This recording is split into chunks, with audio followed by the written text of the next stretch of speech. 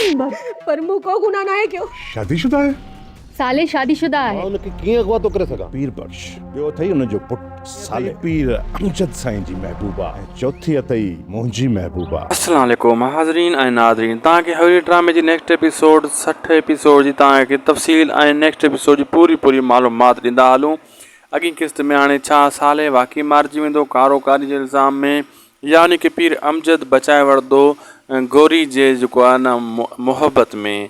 छा इहा हाणे शुमैला बि मारिजी वेंदी, इन खे भाउ मारींदो पीर सुराब, या वरी इन्हनि खे अगवा कराईंदो जेको साले आहे, गौरी आहे, हीर आहे, या उनजो मामो सभिनी खां अगवा कराईंदो? हाणे छा थियण वारो आहे दोस्तो? पहिरीं ॻाल्हि त नेक्स्ट एपिसोड में शुमैला खे पंहिंजी माउ वॾो तशदुद कंदी आहे, चवंदी आहे इहो ॿारु कंहिंजो आहे। हू सिधी ॻाल्हि कंदी आहे, मूं निकाह कयो आहे, मूं हराम न आहे कयो, हीउ मुंहिंजो जेको आहे पंहिंजो ॿारु आहे, मूं को गुनाह न आहे कयो, भली मूंखे मारणो थी, जेतिरो मारणो थी मूंखे मार, मूं को बि गुनाह न आहे कयो, मूं साले सां निकाह कयो आहे, इहा शाहिद आहिनि। ॿिए तरफ़ हीर पंहिंजे मामे खे सभु कुझु ॿुधाईंदी। साले जेको आहे शादीशुदा आहे, उहो चवंदो हा साले कॾहिं शादी कई?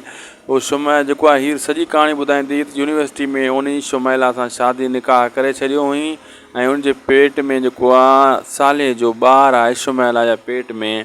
हाणे हू परेशान थी वेंदो जो मामो त हीउ छा थियो, इहो कहिड़ो ग़लति क़दम खयो जेको आहे साले जी शादी तोसां मूं कराइणु चाहियां पियो, तूं बि हुनखे प्यारु कंदी ऐं हू चवंदी मां त मोहबत कंदी हुयसि, पर हाणे हू चवंदो त हीउ त हाणे ज़ुल्म थींदो। पीर सुराब ज़ालिम माण्हू आहे, हू त साले खे बि मारे छॾींदो, शुमैला खे बि मारे छॾींदो, असांखे कोन्ह छॾंदो, कुझु न कुझु करिणो पवंदो मूंखे।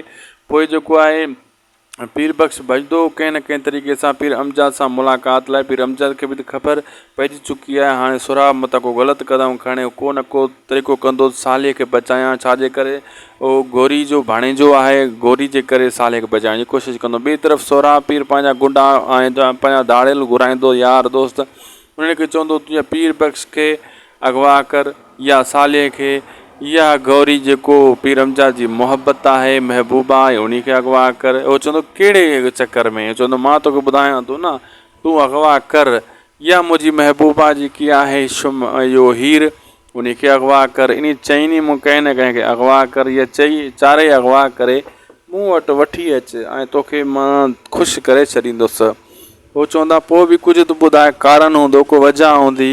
बहरहाल पीर सुराब वजह फ़िलहालु न ॿुधाईंदो, पंहिंजी भेण वारी का ॿी वजह ॿुधाए छॾींदो।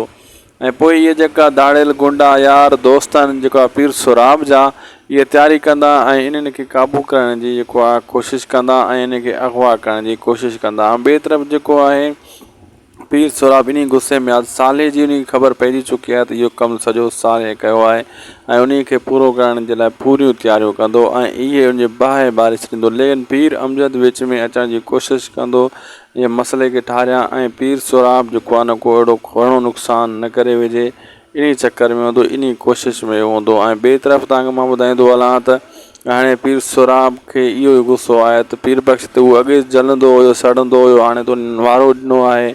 इन जे करे दोस्तो वीडियो पोइ पुॼाणी त लाइक सब्सक्राइब शेयर कंदा।